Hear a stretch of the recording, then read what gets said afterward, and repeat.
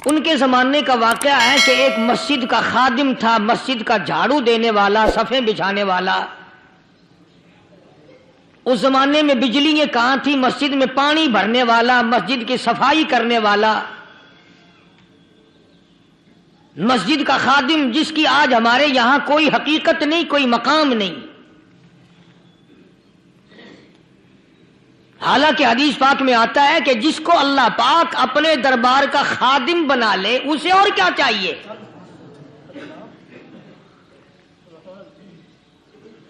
صدر کے ایوان صدر کے جھاڑو دینے والے کو فخر ہے میں ایوان صدر کا خادم ہوں، گورنر ہاؤس کے جھاڑو دینے والے کو فخر ہے میں گورنر ہاؤس کا خادم ہوں، کمشنر کے خادم کو فخر ہے میں کمشنر کا خادم ہوں، اور یہاں کوئی فخر نہیں کہ میں اس حکم الحاکمین کے دربار کا ایلچی ہوں۔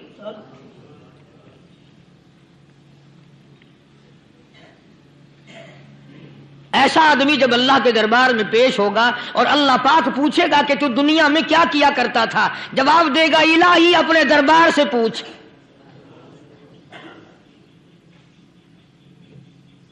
تو مسجد کا خادم تھا، نیک آدمی تھا، لوگوں کو اس کی حقیقت کا پتہ نہ تھا۔ اللہ والوں کی ایک یہ علامت بھی ہے، ایک یہ نشانی بھی ہے کہ وہ اپنے آپ کو چھپاتے ہیں، وہ لوگوں سے اپنے آپ کو مخفی رکھنا چاہتے ہیں۔ چنانچہ مسجد میں ایک خادم تھا، سکھر کے علاقے میں ایک مسافر آیا تو خادم نے اس کو روٹی بھی کھلائی، پانی بھی پلایا، خدمت بھی کی، اور عشاء کی نماز کے بعد اس مسافر کو کہنے لگا کہ میں تجھے مسجد میں نہیں رہنے دوں گا۔ اب وہ مسافر بڑا حیران کہ یار نیک آدمی معلوم ہوتا ہے، مجھے کھانا کھلایا، میری خدمت کی، اب یہ مجھے مسجد سے کیوں نکالتا ہے؟ اس نے کہا صاحب مسجد میں کسی کو سونے کی اجازت نہیں، میں مسجد میں نہیں رہنے دیتا کسی کو بھی۔ تو مسافر کہتا ہے کہ اس کے کہنے سے میں نکل تو گیا، دل میں میرے یہ کہ کوئی خاص بات ہے، ورنہ یہ آدمی نہ تو نفرت کرنے والا، نہ تکبر کرنے والا، نہ فخر کرنے والا ہے کوئی بات۔ پہلے زمانے میں لوگ سوچا کرتے تھے، اب تو ایک منٹ میں کفر کا فتویٰ لگا دیتے ہیں۔ اب اگر آج کوئی اس نیت سے کہہ دے مسافر کو کہ بھئی یہاں چوری ہو جاتی ہے، لاؤڈ اسپیکر چوری ہو جاتے ہیں، گھنٹے چوری ہو جاتے ہیں، لہذا مسجد میں نہ سو، اور کوئی مسیحت ہے تو پھر تھانہ ہویا کہ مسافر اس وقت تو نکل گیا، اور دور جا کر کے عشاء کی نماز کے بعد پھر واپس آ گیا۔ تو مسجد کے خادم نے سارے دروازے بند کر لیے، اور دروازہ بند سارے بند کر کے رات کو اللہ اللہ کرنے بیٹھ گیا۔ مسافر کہتا ہے جب وہ کہتا تھا اللہ ہو، کہتا اتنی روشنی مسجد میں ہوتی تھی کہ مجھے کڑی اور شتیر نظر آتے تھے۔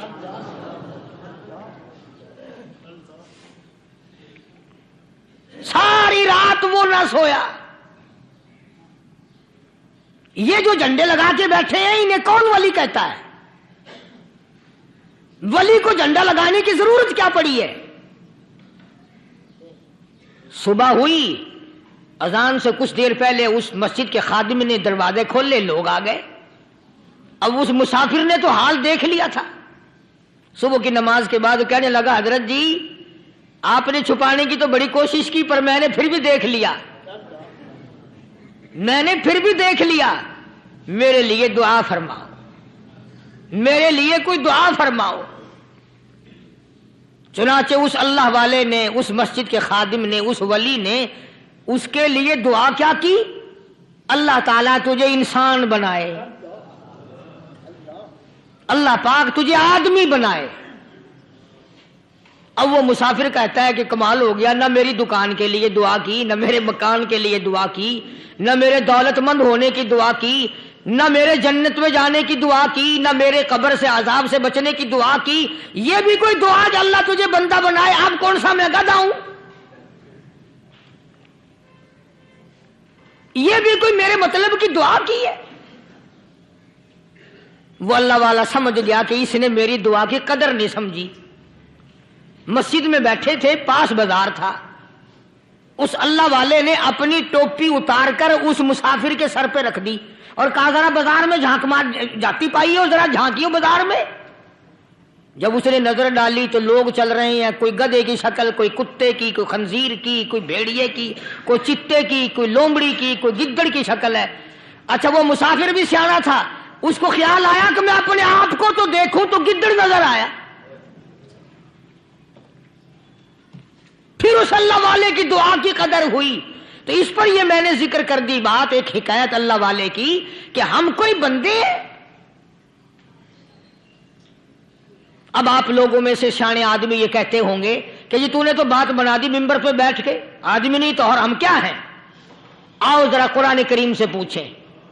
فرمایا لہم قلوب لا یفقہون بہا، اللہ پاک جل شانہ فرماتے ہیں جس کا دل قرآن کریم سمجھنے کا عادی نہیں، لہم قلوب لا یفقہون بہا، جس کا دل قرآن سمجھنے کے لیے تیار نہیں، وَلَهُمْ أَعْيُنٌ لَا يُبْصِرُونَ بِهَا، جس کا کان اللہ کا قرآن سننے کے لیے تیار نہیں، أَمْ لَهُمْ آذَانٌ لَا يَسْمَعُونَ بِهَا، ام لہم آذان یسمعون بہا، جس کا کان خدا کا قرآن سننے کو تیار نہیں۔ خدائی فیصلہ سنو، اللہ کے قرآن کا فیصلہ سنو، اللہ کے کلام کا فیصلہ سنو۔ جس کا کان میرا کلام سننے کے لیے تیار نہیں، جس کو میرا قرآن سن کے مزہ نہیں آتا، جس کو میرا کلام سن کے حلاوت نہیں آتی، جس کو میرا کلام سن کے لذت نہیں آتی، جس کی روح تازی نہیں ہوتی، جس کو لطف نہیں آتا، جس کو کیف نہیں آتا، جس کو سرور نہیں آتا، جو میرا قرآن سننے کو تیار نہیں، جو میرا قرآن آنکھوں سے دیکھنے کو تیار نہیں، جو میرا قرآن سننے سمجھنے کے لیے تیار نہیں، آؤ پھر خدائی فیصلہ سنو۔ فرمایا اولئک کالانعام، میرا فیصلہ نہیں، کسی پارٹی کا فیصلہ نہیں، کسی فرقے کا نہیں، کسی طبقے کا نہیں، کسی جماعت کا نہیں۔ فرمایا اولئک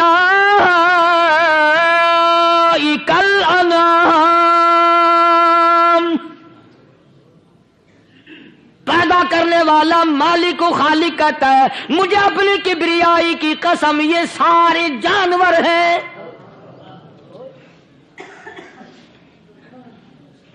یہ سارے کے سارے جانور ہیں، یہ درندے ہیں جو ایک دوسرے کو چیر پاڑ کر کھاتے ہیں، یہ درندے ہیں جو ایک دوسرے کا خون پیتے ہیں۔ فرمایا بل ہم اضل، جانوروں سے بھی بدتر۔